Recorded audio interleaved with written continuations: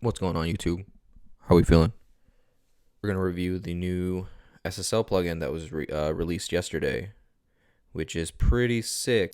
I did a whole review on this and then uh, realized that my audio was not recording, which is unfortunate because that's what I do for a living. But anyways, got it figured out. So all I had was this fucking Yeti microphone. With that, it has a built-in interface and all that shit.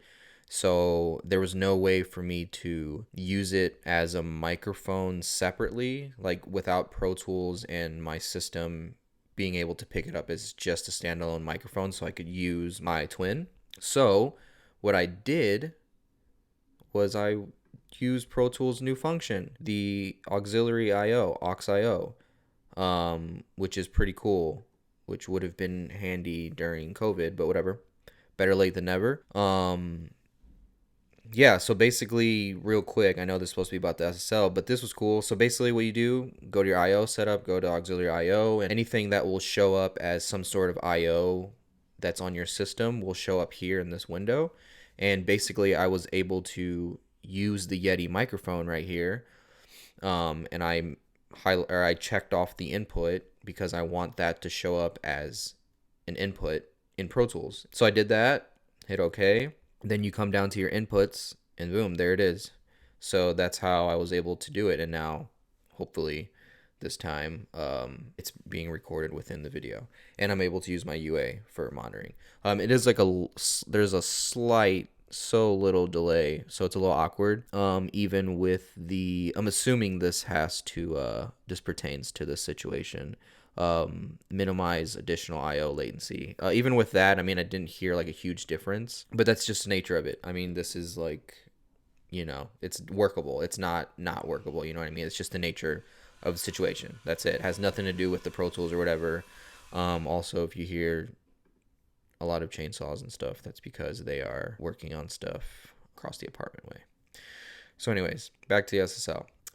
Just a quick rundown, basically what it is. I already have it up. I think you can see my page. Hopefully you can. Just so I get this the info correctly. The first thing, there's one, I'm just gonna get over. There's one major flaw with this plugin, which is kind of unfortunate. And I'm 99% sure you can only get this if you buy their UC1, which is this guy.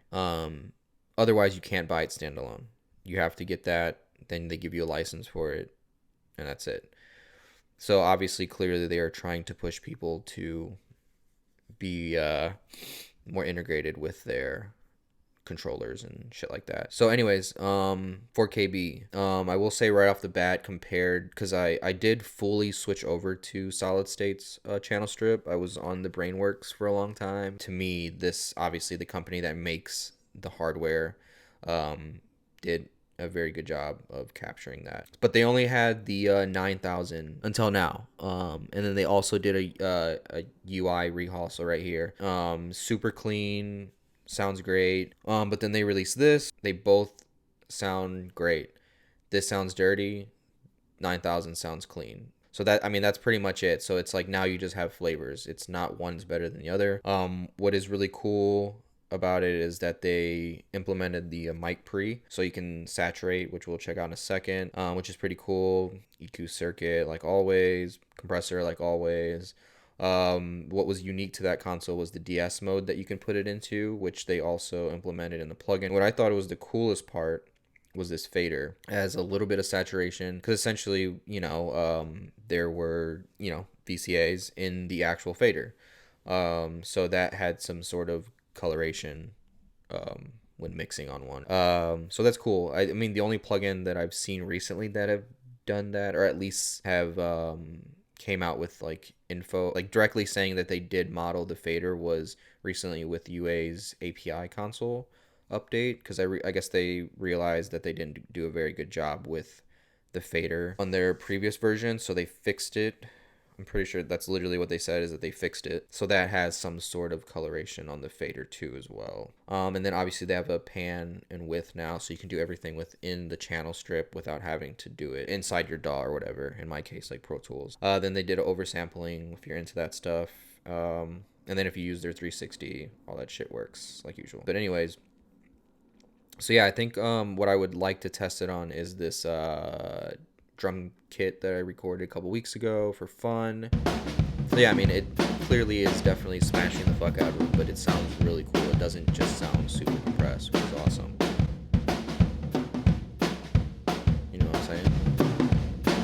It sounds sick, honestly. And let's do the preamp.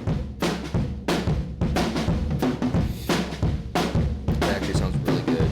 I think like the hard part with like saturation is it's hard to find a plugin that actually sounds like saturation. Like you can tell the difference between one that doesn't do it very well and one that does, especially now that I've this past like year and a half I've been working with a lot more outboard gear. I've been recording like way more, and I've been, you know, every now and then I'll try to like really crank the like just saturate with a preamp or whatever just for fun, like if it's something for more of like a creative thing. And I do that a lot with the Neve that we have, and I will say that this is probably one of the first plugins like right off the bat where I'm just like, okay, that actually sounds like hardware saturation.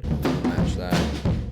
I'm just gonna like really push it. Another big thing about that I always see people skip out, that overlook, and this is with any SSL plugin, is messing around with the signal flow, the filters, EQ, and compressors. Obviously, this is not a stereo signal, so you won't have access to the width and the panning. Let's check out the EQ.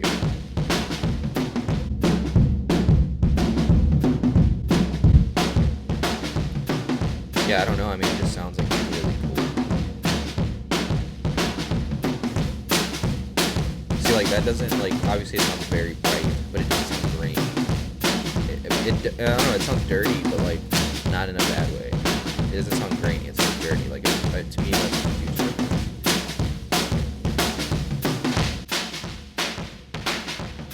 You can like really push the EQs. Like, sure, it sounds very bright and woofy when you push them, but it doesn't sound bad. It just sounds. I don't know. Maybe that doesn't make sense at all, but whatever. Filters on this sound cool. And then obviously you have mix and stuff, and then you can put it in DS mode, which is pretty cool. And honestly, yeah, I mean that's pretty much it. I mean, it sounds cool. If you're into this and you want to hear this, I'm not too crazy about this kind of stuff, but it's there. Oversampling is there. And then, like I said, they also updated the fucking channel strip 2, which is pretty cool.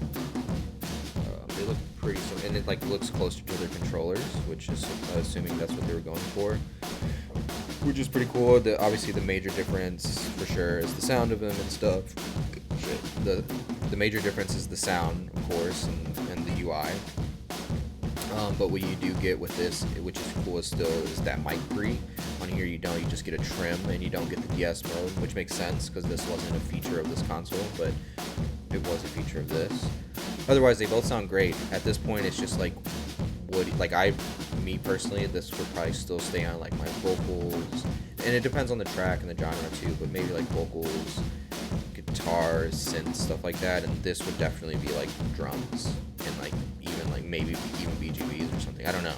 You know what I mean? Now it's just like you have two flavors, which is cool. So I'm excited to see what they do next.